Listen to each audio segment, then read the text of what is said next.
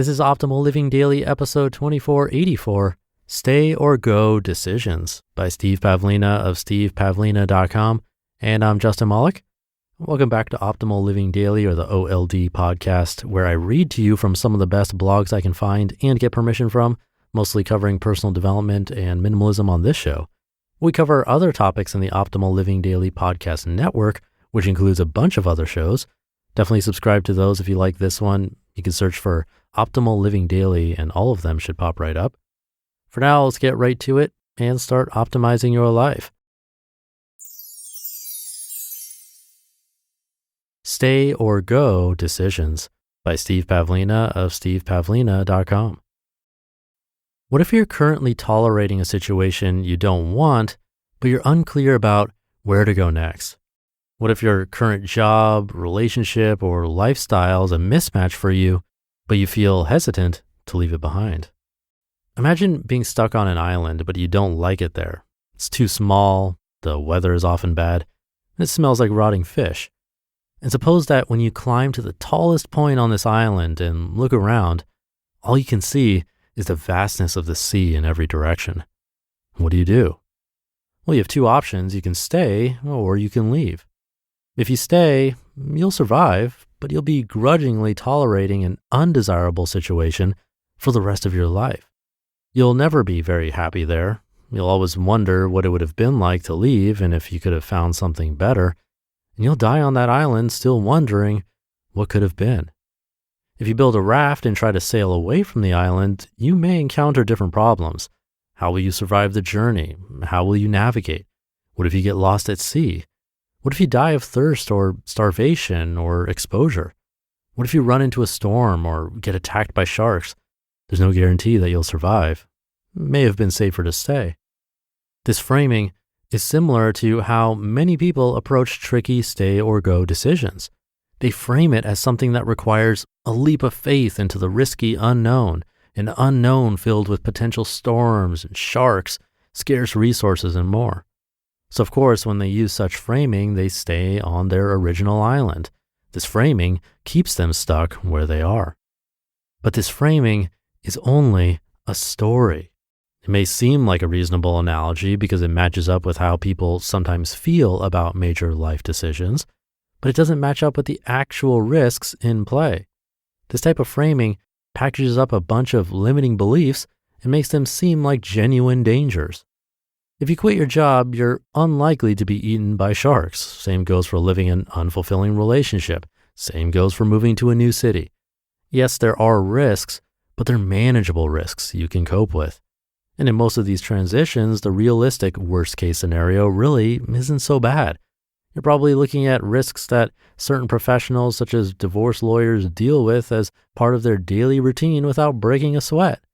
Your extraordinary transition is equivalent to a minor line item in someone else's ordinary day.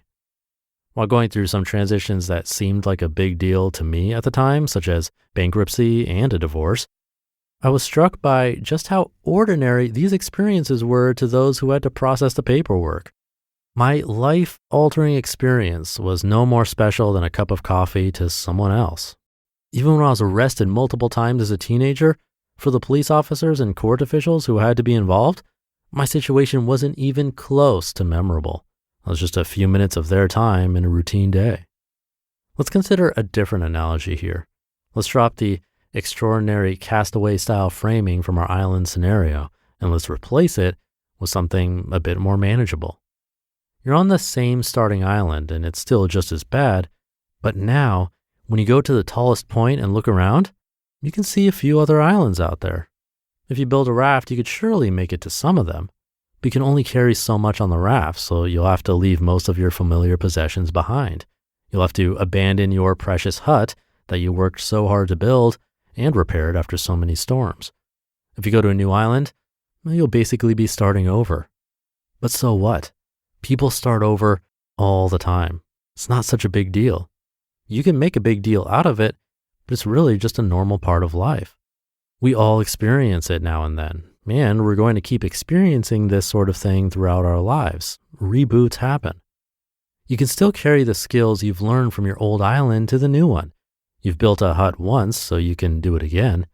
Because of your experiences gained on the first island, it'll be faster to create a new life somewhere else. And for anything new you encounter, you'll adapt. You might not like the journey though. It will be tiring. You'll probably get sunburned. But it's reasonable to expect that at least one of the new islands will be better than this stinky island. You know that you don't like your current situation. You might as well go explore and look for something better. One aspect that keeps you stuck on your current island is resisting the unpleasantness of the journey.